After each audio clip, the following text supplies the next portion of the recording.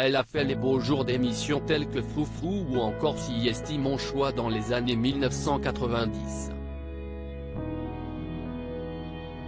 Depuis, Sonia Dubois se fait plus discrète. En effet, il est rare de voir son visage à l'antenne d'une émission. Et ce retrait du monde médiatique s'explique par une bien triste raison.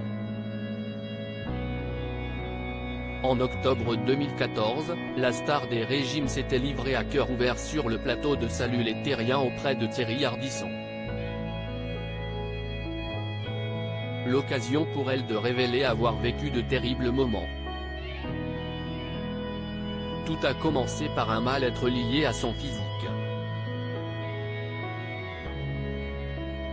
Sonia Dubois ne se sentait pas à son aise dans ce corps qu'elle considérait alors trop loin des critères de beauté en vogue. Si est-il à ce moment que la journaliste a pris la décision de se faire soigner en clinique spécialisée où elle s'est délestée de 60 kilos.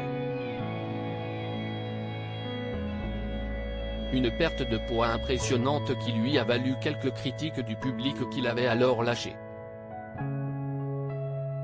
Elle qui incarnait les rondeurs à merveille n'était désormais plus la même pour eux. Ce grand changement physique, elle l'avait entrepris aussi à cause de mots durs qu'elle a dû encaisser malgré elle. Son mari de l'époque, Christophe, avait pris la décision de la quitter après 22 ans d'amour, lui reprochant d'être moche, con, grosse et imbaisable. Des années plus tard, Sonia Dubois relativisait. Je lui ai dit aussi des horreurs, avait-elle lancé sur le plateau de l'émission à succès. Ça finit toujours mal. Une rupture survenue alors qu'elle était en pleine descente aux enfers. Elle qui avait connu la gloire n'était alors plus personne pour les téléspectateurs. J'ai dormi sur les bancs, j'ai dormi dans ma loge de théâtre, avait-elle raconté, révélant avoir été à la rue durant un temps. Et de conclure à l'époque qu'il était mieux pour elle d'être grosse et célèbre que mince et oubliée. Aujourd'hui, tout va mieux pour la maman d'Hippolyte, 13 ans.